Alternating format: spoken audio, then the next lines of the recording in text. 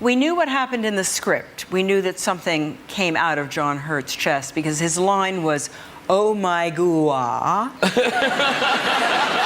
Hollywood wanted Meryl Streep. The studio said no one would watch a woman fight monsters. Then Sigourney Weaver walked in and changed movie history forever. But after 4 films, she walked away from the franchise that made her famous.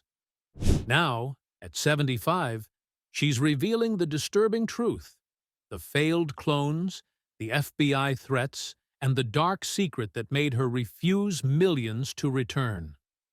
Sigourney Weaver was born on October 8, 1949, as Susan Alexandra Weaver. Her family was already famous. Her father, Pat Weaver, was a big name in television. He created The Today Show and The Tonight Show, which changed TV forever. Her mother, Elizabeth Inglis, was an actress who starred in The 39 Steps, 1935, but later gave up acting to raise her family. Sigourney also had famous relatives. Her uncle, Doodles Weaver, was a comedian, and her godfather was Steve Allen, the first host of The Tonight Show. Even with all this, Sigourney didn't feel like she belonged. Her parents were busy with their careers, and she often felt ignored. She once said she was like a little girl in a big house with no one to talk to. She wasn't the type to rely on her family's success. Instead of chasing acting, she went to Stanford University to study English literature. She didn't live a normal college life. She actually lived in a treehouse with her boyfriend, played the flute, and dressed in elf costumes for fun. She did some acting in school plays, like A Streetcar Named Desire, but she thought being an actress was silly. That changed when she traveled to Israel after college to work on a farm. She realized how much she missed storytelling, so she decided to apply to Yale School of Drama. Yale wasn't easy. She had classmates like Meryl Streep, who was always getting the best roles, while Sigourney got stuck playing old ladies, which was kind of insulting for someone in their early 20s. The professors didn't believe in her. One even told her, "You have no talent. You should leave." Instead of giving up, she became determined to prove them wrong. But before all that, something big happened when she was 14. She changed her name. She found the name Sigourney in The Great Gatsby and thought it suited her better. She was already 5'11" by 6th grade, and she felt like Susan didn't fit someone so tall. People made fun of her height, calling her the giant spider, but changing her name made her feel stronger.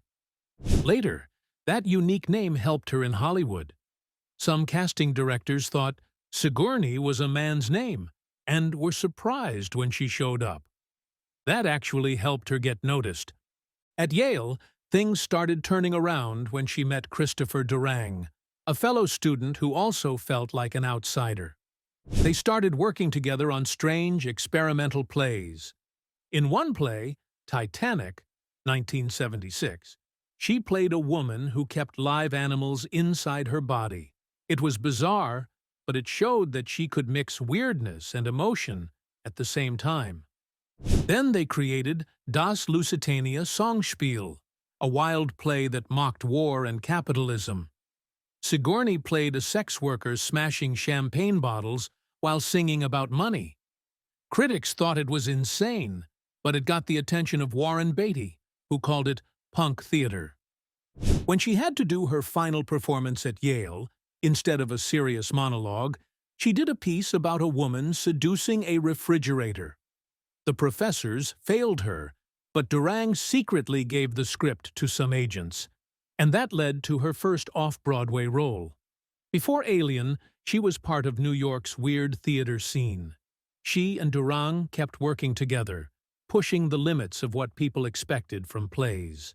In Das Lusitania Songspiel, they added a hedgehog puppet that symbolized capitalism, a version of Romeo and Juliet where the lovers shouted Marxist slogans, and a scene where Sigourney dressed as the Titanic and sank while singing.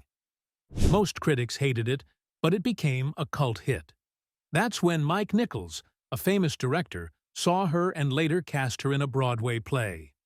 Her first film role wasn't anything special. She was in Annie Hall, 1977, for 6 seconds. She had no lines and was just standing in a trench coat next to Woody Allen and Diane Keaton. She later joked, "I made $50 and spent it on a sandwich." It was embarrassing, but it ended up helping her. The casting director, Juliet Taylor, remembered her and later suggested her for Alien. And because no one expected the girl from Annie Hall to fight a monster, it made her performance in Alien even more surprising. Later, fans started playing a game called Where's Sigourney?, trying to spot her in Annie Hall. It was kind of funny. Her first big moment in movies was just standing there in the background, but soon she wouldn't be in the background anymore. She was about to become one of the biggest stars in science fiction history. Sigourney Weaver's role in Alien changed sci-fi forever, but it almost didn't happen. The original script in 1976 didn't specify the characters' genders, but early drafts used male pronouns. No one expected the lead to be a woman. When director Ridley Scott and 20th Century Fox president Alan Ladd Jr. decided to make Ripley female, it was a huge risk. At just 29, Weaver was an unknown actress. She wasn't even the first choice. Meryl Streep and Glenn Close were considered, but Weaver got the role. She played Ripley in a way no one had seen before. She wasn't weak. She wasn't waiting to be saved. She was smart, tough, and knew how to survive. But Hollywood didn't respect that. She was only paid $35,000, while co-star John Hurt made $250,000. Fox didn't even want her at first. They thought a female action hero wouldn't work. Scott had to prove them wrong. He made her train with ex-Marines so she looked strong and confident handling machinery. The risk paid off. Audiences were shocked when the male captain, played by Tom Skerritt, died first. Ripley wasn't just a side character. She was the last one standing. Sigourney Weaver's Oscar nomination for Aliens in 1987 was something no one expected. Back then, Hollywood didn't take sci-fi seriously. The Academy mostly gave awards to emotional dramas or romance films, not action-packed movies with aliens and explosions. But Weaver's performance as Ellen Ripley was too powerful to ignore. She wasn't like the other nominees that year, who played women dealing with heartbreak or personal struggles. Ripley was different. She was strong, smart, and fearless. She led soldiers into battle, fought off terrifying creatures, and protected a little girl. She showed strength and emotion at the same time, something rare in action movies. But in the end, Weaver didn't win the Oscar. It went to Marlee Matlin for Children of a Lesser God, who made history as the first deaf actor to win. Many believed Weaver had been robbed because the Academy still didn't respect science fiction. But her nomination alone changed things. Years later, when Sandra Bullock won an Oscar for Gravity, people saw it as proof that Weaver had helped open the door for women in action films. 2 years later, in 1989, Weaver did something no one had ever done before. She won 2 Golden Globes in one night. One for Gorillas in the Mist, where she played real-life scientist Diane Fossey, and one for Working Girl, where she played a ruthless boss. No actor had ever won 2 acting awards in the same night before, and no one has done it since. These 2 roles showed just how talented she was. In Gorillas in the Mist, she completely transformed into Fossey, a woman who dedicated her life to protecting gorillas. Weaver spent months studying Fossey's behavior, even living among real gorillas. The experience was tough. She got sick with dysentery while filming in Rwanda and refused to use a stunt double for dangerous scenes. In Working Girl, she played the complete opposite, a manipulative, arrogant executive who steals credit from her assistant. She made the character so believable that people in Hollywood said she must have been channeling every horrible boss they had ever met. Winning those 2 awards in one night proved she could do anything. But Weaver just laughed about it later, saying, "I think the voters got confused and checked my name twice." Even after all this success, she didn't want to get stuck playing the same kind of role over and over. After Aliens, Hollywood kept offering her tough action roles, but she turned them down. She didn't want to be typecast. She even refused Total Recall and The Silence of the Lambs, both of which became massive hits.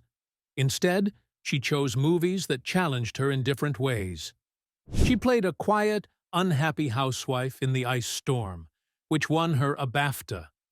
She took on a dark, emotional role in Death and the Maiden, playing a woman confronting her former torturer. The role was so intense that the director called it emotional surgery. And even when she wasn't on screen, she still made an impact. She lent her voice to Wall-E, proving she could captivate audiences without even being seen. But sci-fi always pulled her back. She returned for Alien 3, but only on her terms. She demanded that Ripley's story be meaningful, not just another sequel with mindless action. She wanted her character's death to have purpose.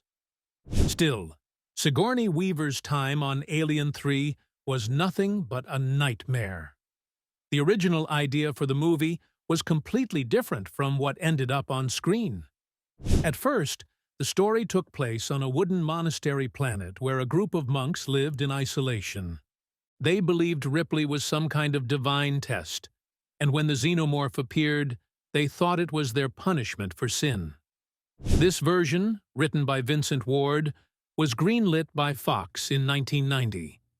It was filled with eerie religious imagery, hand-carved wooden corridors, candlelit rituals, a slow-burning horror that mixed faith with fear.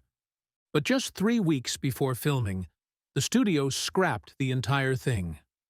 The script was thrown out. The sets were halfway built, but now the movie had no story. Fox panicked because test audiences hated the idea that Newt, the little girl from Aliens, was killed off-screen.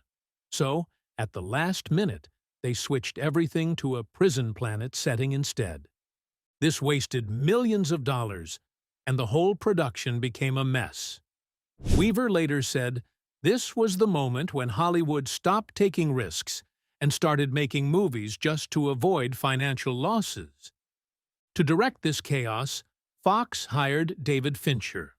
He was only 28 years old and had never made a feature film before, just music videos. And from the start, the studio controlled everything he did. Every morning, he had to fight with executives just to shoot the scenes his way. He was working with a script that had been ripped apart and rewritten over and over. Earlier drafts included one from cyberpunk writer William Gibson, which focused on Cold War bioweapons, and another from Near Dark's Eric Red, which was more horror-focused. In the end, none of that remained. The movie borrowed pieces from a Prison Break draft written by Walter Hill, but the spiritual, eerie elements of Ward's monastery script were completely gone. Fincher's dark, unsettling style was constantly rejected by the studio. He wanted the opening credits to show Newt's autopsy, making Ripley's grief feel real and painful. But Fox cut it, saying it was too depressing. On set, some crew members mocked him, and one producer even told him, "You could piss against a wall for 2 hours and call it Alien 3. It'll still make $30 million. Fincher was so frustrated that after the movie, he left Hollywood for a while. When he came back, he refused to let studios control his films, which is why movies like Seven happened his way, on his terms. Weaver had her own battles. Ripley was completely transformed in Alien 3. She had a shaved head, wore plain prison clothes, and looked worn down from radiation exposure. To create this look, makeup artists used prosthetic glue on her scalp, but it caused severe allergic reactions.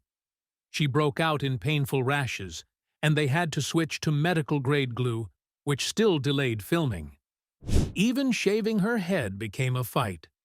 Fincher wanted it real, but Fox wanted a wig because they thought audiences wouldn't find her attractive enough. Weaver refused. She later said Ripley wasn't there to be desirable. She was there to survive. Fox didn't like this. In retaliation, they removed her co-producer credit from early trailers and even promoted the movie with the tagline, "The bitch is back." Weaver was furious, calling it insulting and cheap. She had pushed hard to have a say in the movie. After Aliens, she was powerful enough to demand script approval. When the studio killed off Newt and Hicks, she insisted that Ripley had to die too. Otherwise, it would feel pointless. But the endless rewrites drained her. She later admitted the whole thing made her feel exhausted and defeated. This experience also showed her how Hollywood treated women.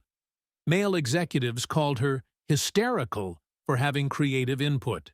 Crew members didn't like taking orders from a woman. She even thought about quitting acting because of it. But despite everything, she still defended Fincher. She believed the movie was buried under studio interference, but she saw the good in what Fincher was trying to do. Fincher himself wanted nothing to do with the movie after it came out. He called it a nightmare and said, "No one hates it more than me." When Fox released a longer cut of the film in 2003, restoring 30 minutes of deleted footage, he refused to be involved. The scene he hated most was Ripley's death. Originally, she was supposed to sacrifice herself by jumping into molten lead. But at the last second, Fox forced a change, making the xenomorph burst from her chest as she fell.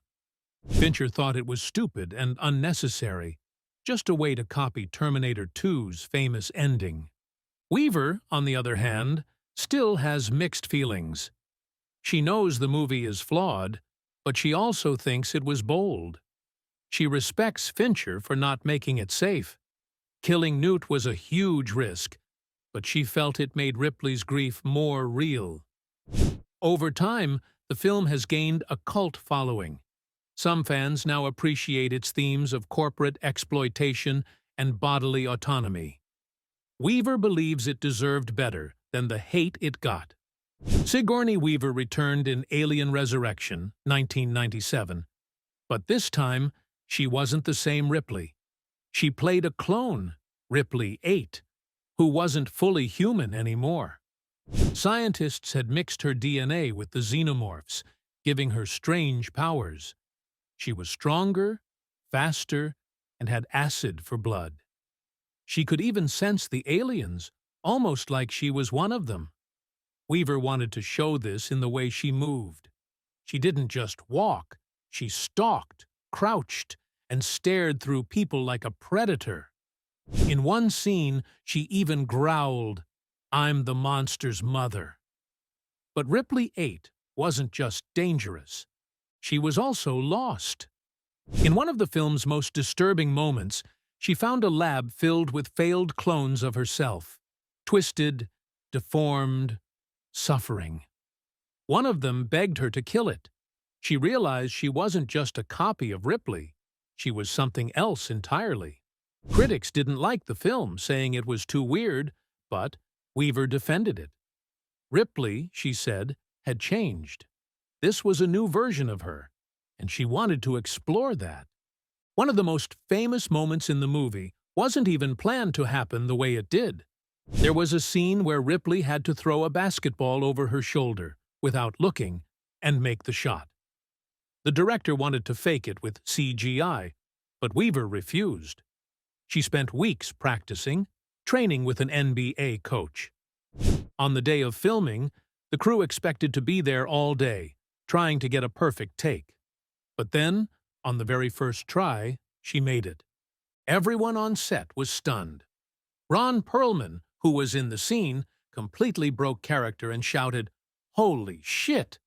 They had to cut the scene quickly because his reaction wasn't in the script.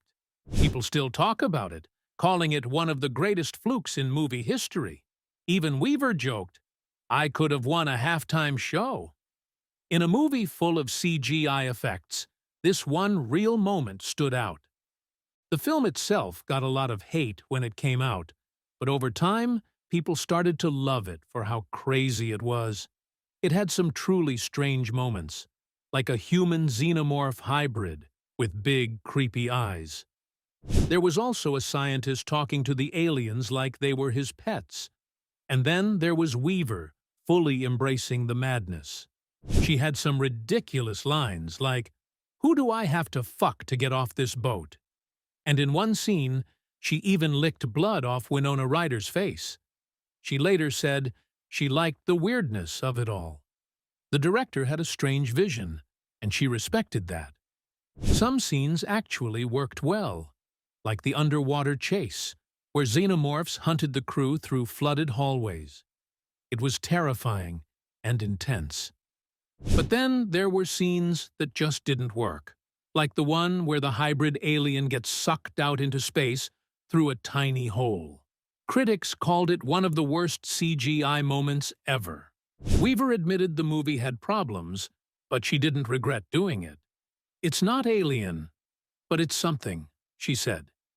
After that, Weaver made sure Ripley's story wouldn't be turned into a cheap action franchise.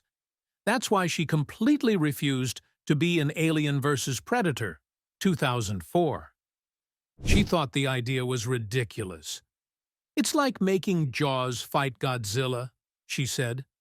She had already asked for Ripley to be killed off in Alien 3 because she didn't want the character to be brought back just for money. When Fox decided to make AVP, she was furious. She felt like they were destroying Ripley's sacrifice just to make a quick, brainless action movie. She even blamed AVP for ruining Ridley Scott's plans for a proper third Alien film. Over the years, she never changed her mind. She wanted Ripley to be remembered as a true sci-fi hero, not just another action figure in a franchise. Even though she was done with the movies, Weaver still found a way to bring Ripley back, through video games. She returned to voice Ripley in Alien Isolation, 2014, a game about Ripley's daughter, Amanda.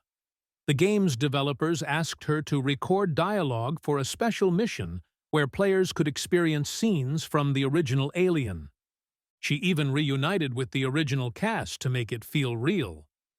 Unlike the later movies, this game focused on fear and survival instead of action. Weaver loved that. "This is the sequel Alien 3 should have been," she said. Fans were shocked she agreed to do it since she had turned down so many Alien projects. But for her, this was different. "Games let Ripley exist without Hollywood's baggage," she said. At 61, Sigourney Weaver did something crazy. She played a 14-year-old Na'vi girl in Avatar, The Way of Water. No AI, no tricks, just her acting. James Cameron wanted her to move like a real teenager. She ran, climbed, and even made herself act awkward. To prepare, she read her old teenage diaries and worked with coaches to bring back that energy. For 13 years, no one knew who Kiri's father was. Some thought he was a human. Others thought it was a Na'vi warrior. Some even believed Pandora's goddess, Awa, played a part. Weaver added her own touch. She made up Kiri's connection with nature. One scene where Kiri bonds with underwater creatures wasn't in the script, but Cameron loved it. At first, people laughed at the idea of a 61-year-old playing a teen, but she proved them wrong. The visual effects team used massive amounts of data to make her look younger, but everything else was real. Then, she became a villain in The Defenders. But not a normal one. Alexandra Reed wasn't trying to rule the world, she was just trying to survive. She had lived 500 years by stealing organs. Weaver told the writers to make her different. Instead of magic, she wanted Alexandra to be smart and powerful in a quiet way. Her most chilling scene? She poisoned someone's tea, and it felt like something out of Shakespeare. Marvel didn't want her to die so soon in the show, but she insisted. Later, leaked emails showed Kevin Feige wished he had used her in Eternals. In 2013, she returned to Broadway after 20 years. She played a washed-up actress in Vanya and Sonia and Masha and Spike. The role was chaotic. One night, she tripped over a rug so hard she broke David Hyde Pierce's rib. She did all her own stunts, even when her costumes kept messing up. One time, she got stuck in a wig net on stage. People loved how wild she was. Once, she went off script for 7 minutes, ranting about 1980s soap operas. The playwright added it to the show. The budget almost collapsed because she demanded real vodka on stage.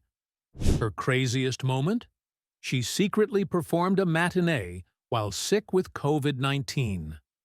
Later, she said she just channeled Masha's madness and kept going. Galaxy Quest let Weaver make fun of her sci-fi legacy. She played Gwen DeMarco, a character who mocked the ridiculous roles women got in space movies. One scene where Gwen complains about the ship's random death traps? Weaver's idea. She got the idea after thinking about all the dumb plot holes in Alien 3. She also improvised a line when running from a rock monster, but it almost got the movie an R rating. Behind the scenes, the screenwriter fed her insults through an earpiece to make her as angry as Ripley. Her costume became a joke. She kept accidentally ripping her sleeves to mock how impractical sci-fi outfits were. The weirdest part? The "By Grabthar's Hammer" chant came from an old SNL sketch about one of Weaver's failed Broadway plays. In Ghostbusters: Afterlife, Weaver's 37-second cameo was more important than people realized. Her scene with Bill Murray wasn't just for fun. It hinted that Dana Barrett was secretly funding the Ghostbusters' return. Cut dialogue even revealed she helped rebuild Phoebe's proton pack.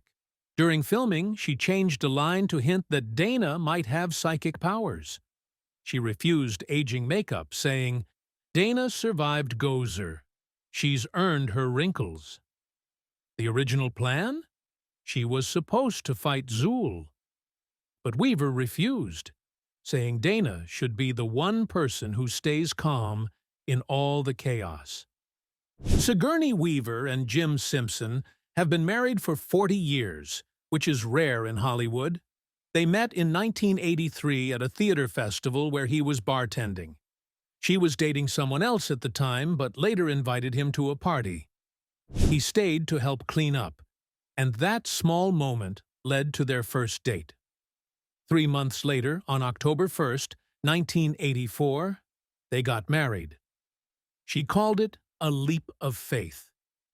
They had a daughter, Charlotte, in 1990.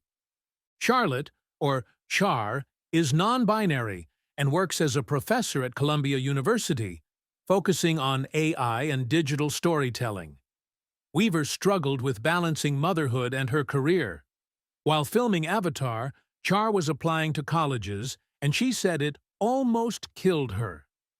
Despite being a huge star, she chose a quiet life in New York, spending time hiking and staying away from Hollywood drama. Weaver faced struggles early in her career.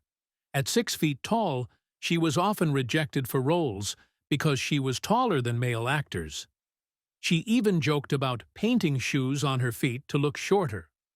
Her daughter didn't care much about her fame either. When someone mentioned Alien, Char brushed it off, saying, "That goes in the little box of things I don't need to know." Weaver has always spoken up about issues she cares about. She works with the American Heart Association to raise awareness about heart disease, reminding women it kills more people than all cancers combined. She also supports abortion rights. In Call Jane, 2022, she played a woman in an underground abortion network and said the film's message is more important than ever. She has also spent over 30 years fighting for gorilla conservation after starring in Gorillas in the Mist, 1988. She leads the Dian Fossey Gorilla Fund and has won awards for her work. She has taken bold stands, even when unpopular. In 2025, climate activists interrupted her play, The Tempest. The audience booed them, but Weaver supported them, saying their message fit the play's theme. Weaver hasn't made a big public fight about her own pay, but she helped pave the way for women in action movies. Her role as Ripley in Alien proved that women could lead big-budget films. Viola Davis once pointed out that white actresses like Weaver earn far more than black actresses, saying, "I get a tenth of what they do." Weaver was only paid $30,000 for Alien, but later in her career, especially with Avatar, she earned much more. She has also supported other women in Hollywood, backing projects like Prayers for Bobby, which focused on LGBTQ+ issues, and helping actresses like Elizabeth Banks in Call Jane. Outside of Hollywood, Weaver has been a UN Goodwill Ambassador for years, speaking out on climate change, deforestation, and plastic pollution. She also helps fight addiction stigma and has worked for refugee rights. During COVID-19, she even turned her New York apartment into a meeting space for climate activists like Greta Thunberg. In 2015, she risked arrest while protesting the Keystone XL pipeline, saying, "Silence is complicity." For Weaver, activism isn't just talk, it's part of who she is.